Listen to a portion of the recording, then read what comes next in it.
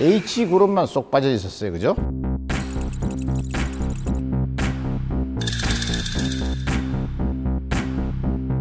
H그룹의 딸들은 뭐 경영에 참여를 안 했나 봐요. 아니 근데 기본적으로 H는 딸이 없어요. 맞아. 그러니까 뭐 여성이 뭐 딸이 경영 참여하고 말게 없어요. 거기. 그랬네. 그리고 이제 가풍이 굉장히 가부장적인 네네. 그런 스타일이고 집안 여성들이 아무리 스펙이 좋아도요 바깥 활동을 하기보다는 내조에 전념하는 그런 집안 분위기였습니다. 가풍을 만드신 분이 이제 H그룹의 변중석 여사님, 이제 정주영 회장의 아내 되시는 되시는 분이신데 사실 이 변 여사는요, 정 회장과 같은 강원도 통천 출신으로 남북이 분단된 이후 실향민이 됐습니다. 근데 그 당시에 15살 때 21살이었던 정 회장이 시집을 와서 서울 온 이후 한 번도 친정집에 간 적이 없대요.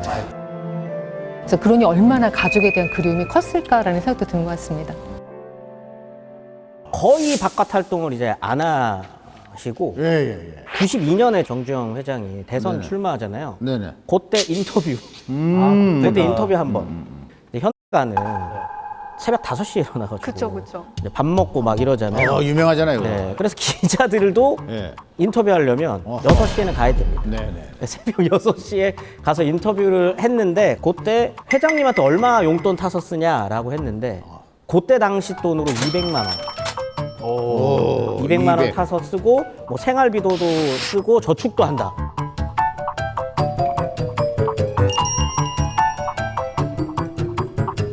야, 1985년에 200만 원이면 생활비로는 진짜 굉장히 많은 거 아닐까요? 이때 당시에 그 H그룹 그 생산직 근로자의 월급을 보면은 한 달에 한 73만 원 정도? 사무직 같은 경우는 68만 원 정도. 이게 임원쯤 돼야 한 달에 193만 원 정도를 받았다고 하니까 200만 원 정도면 굉장히 많은 돈이고 라면이 하나에 100원 이러던 시절이니까 지금 200만 원이면 한 15배, 10배 이 정도 튀겨가지고 생각을 하시면 됩니다. 한 달에 한 2천, 3천을 받으셨다. 생활비 쓰고 남아야죠. 그죠? 근데 이제 H 기업을 생각하면 소박하다고 느껴질 수도 있죠. 그렇지. 그 정도 규모의 회사예요. 그리고 또 저축을 한 통장을 또 며느님들한테 선물로 나눠줬어요. 주셨다고 예, 하시더라고요. 근데 이 집안에 그 며느리가 많아가지고 상당히 감당하기 힘들지 않았을까? 기강 잡기. 예. 아니 근데 뭐 앞서 제가 새벽에 아침 식사하고 이러는 거 보면 정주영 회장 자체가 이제 엄청난 카리스마로 회사뿐만 아니라 집안까지 충솔하는 그런 분위기였으니까 변종석 여사가 나서지 않더라도 아들하고 며느리들의 기강은 그냥 자연스럽게 잡혔을 것 같고요.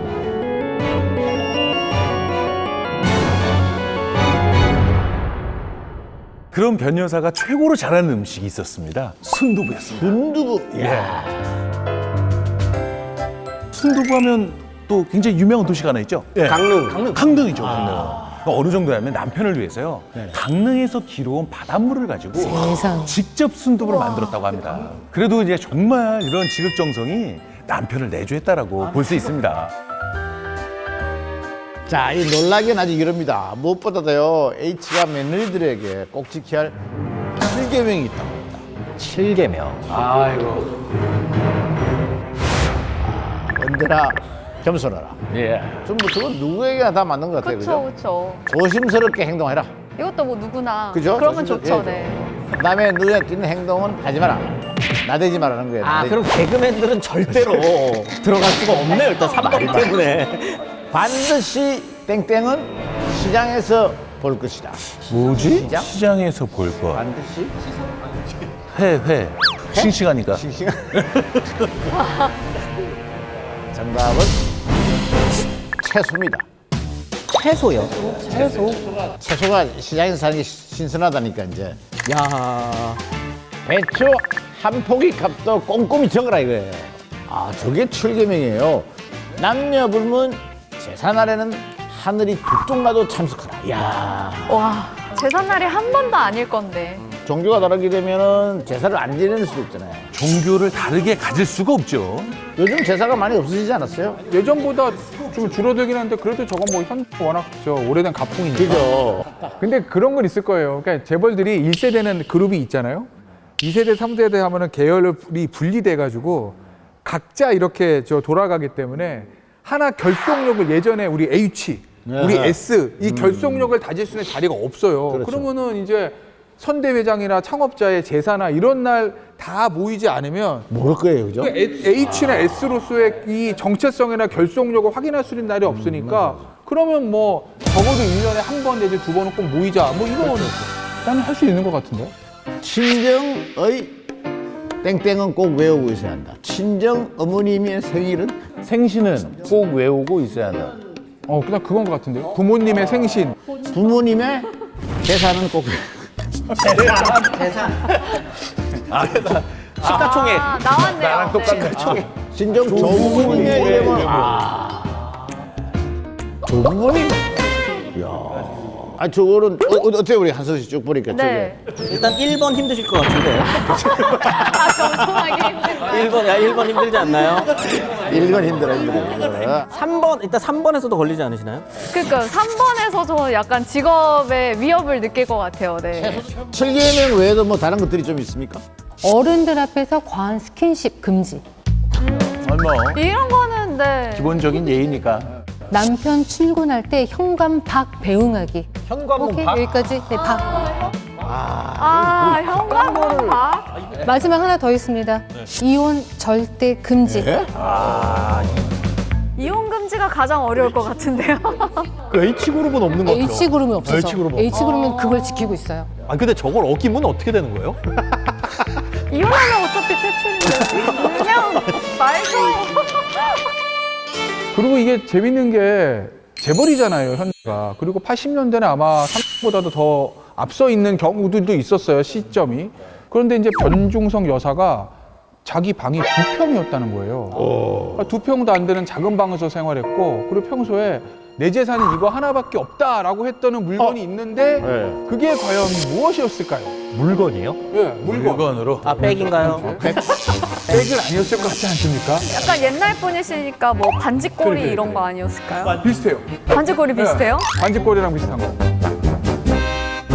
낡은 재봉틀이었다고 해요.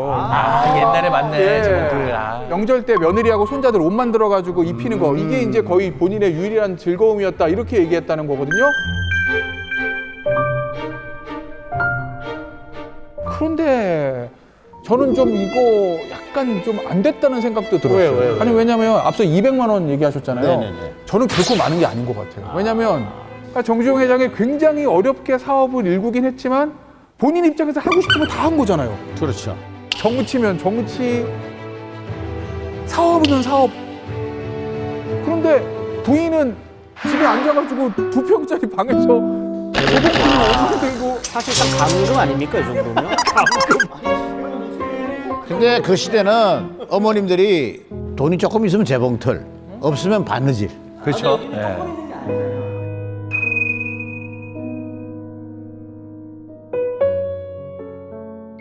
네, 안녕하세요. 박술령. 아유. 저분이 만났군요. 한복의 삶을 47년째 살고 있는 한복인 박술려입니다. 그때 이리자 스승님 댁에 제가 배우로 들어갔을 때였어요. 이제 비단을 가지러 1층을 갔는데, 가게를 갔는데, 이제 재벌 회장님이 오셨다고 그러더라고요.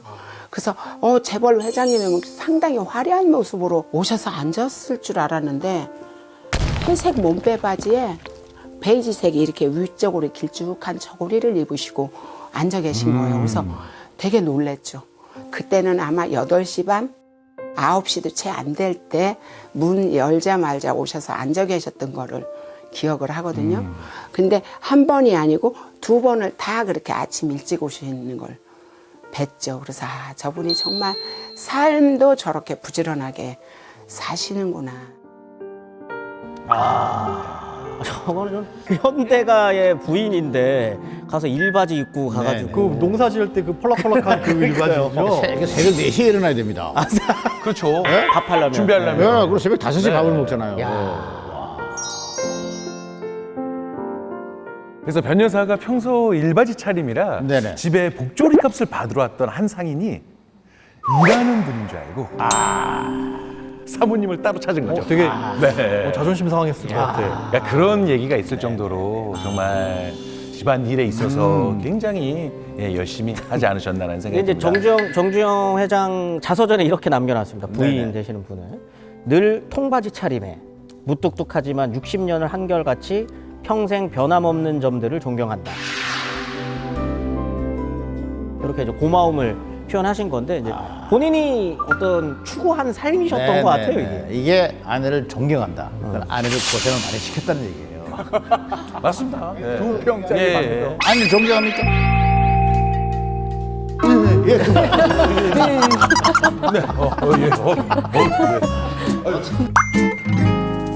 그리고 내조의 영화로도 알려졌지만 직원들도 굉장히 잘 챙기셨다고 하거든요. 직원들 위해서 이 변 여사가 공장까지 운영을 했어요. 무슨 공장 운영했을 것 같아요?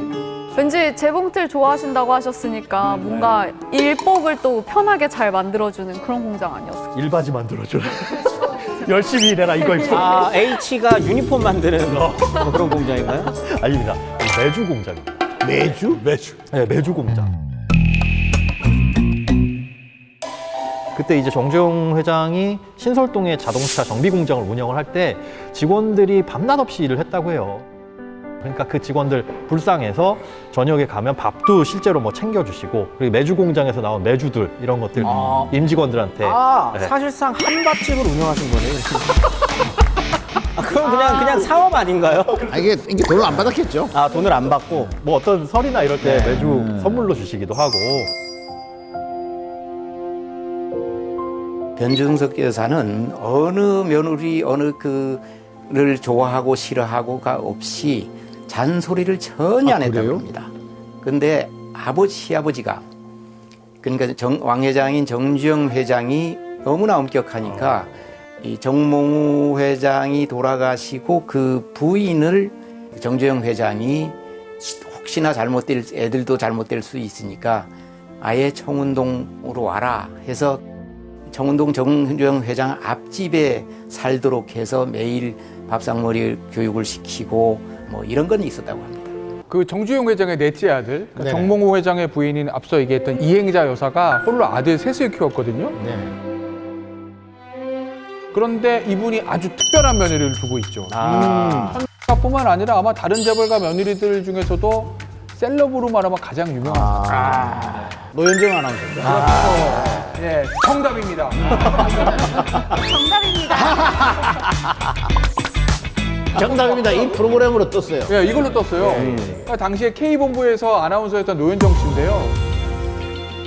노현정은 전 아나운서가 제일 잘 나갈 때, 그러니까 2006년도에 돌연 은퇴를 선언합니다. 네. 왜 그랬냐 봤더니 정주영 회장의 네 번째 아들인 정몽우 씨의 막내 아들 정재선 씨하고 결혼을 했기 때문인데, 이게 두 사람이 연애한 지 83일 만에 초고속 결혼을 했다고 화제가 됐죠. 83일. 한 3달이 좀 안 된 건데, 뭐 뒷얘기들 들어보면 이 정대선 씨가 TV 보다가 정답입니다 요거를 보고 노현정 씨를 보고 콕 찍어가지고 그래서 만나서 연애를 시작하고 초고속으로 결혼을 했는데, 뭐 초고속으로 결혼한 이유는 정대선 씨가 미국 유학을 가야 되기 때문에 만난 지 83일 만에 결혼을 했다고 합니다. 노현정 아나운서 같은 경우에는 결혼하고 나서 바로 이제 미국으로 떠났는데 그때 남편에게 신부 수업을 받았다고 해요. 뭐 요리하는 법, 뭐 이런 것부터 시작해가지고 얌전하게 운전하는 법. 얌전하게 운전하는 거. 이게 뭐야? 운전하게 운전하는 법. 이게 신부 수업이야. 얌전하게 운전하는 법은. 그냥 30km만 가. 그냥 30km만 가. 그러니까 노현정 아나운서 하면 H그룹 제사 때 곱게 한복을 입고 오죠. 시간을 찾는 모습이 제일 먼저 떠오르는 건 사실입니다. 이제 결혼 후 두 아들을 키우면서요, 외부 활동은 최대한 자제를 했고요. H그룹과 관련된 행사에는 남편과 시어머니를 모시고 항상 참석해서 재벌 며느리다운 내조를 보여주고 있는 상황입니다. 그래, 한복이 좀 비슷비슷한 한복 같아요. 뭔가 되게 수수한 컬러로 입으신 것 같아요. 되게 뭔가 문양도 없고. 보시다시피 H그룹 사람들은 이제 해마다 정주영 명예회장님과 변중성 여사의 기일이 되면요. 정 회장이 생전 살았던 청운동 자택에 다 모이게 되잖아요. 그러다 보니까 이제 기자들이 그 날을 알고 있으니까 와서 이제 사진들을 다 찍는 겁니다. 네. 남자들은 이제 당연히 검은 정장을 입게 되고요. 여성들은 옥색 한복 차림에 참석을 하게 되는 겁니다. 이 우리나라 대표되는 대기업의 사람들이 모일 때 한복을 입고 이제 모인다라는 건 전통을 계승한다라는 그 자체에 대한 메시지는 저는 굉장히 좋은 이미지라는 생각이 들어요. 특히 이제 요즘에 중국 쪽에서도 한복이 한포에서 유래했다라고 하면서 한복을 자기네들의 시작이다라고 주장을 참 어이없는 주장을 하고 있는데 이런 부분에 있어서도 우리가 이런 모습들은 굉장히 대외적으로도 좋은 상황이 아닐까라고 생각이 듭니다. 그 H그룹에도 사업하는 며느리가 있는 걸로 알고 있는데 현정은 회장이 정주영 창업주의 며느리 아닙니까? 맞아요. 네. 그 현정은 회장, 이 돌아가신 정몽원 전 회장이 네네. 2003년에 갑작스럽게 세상을 떠납니다.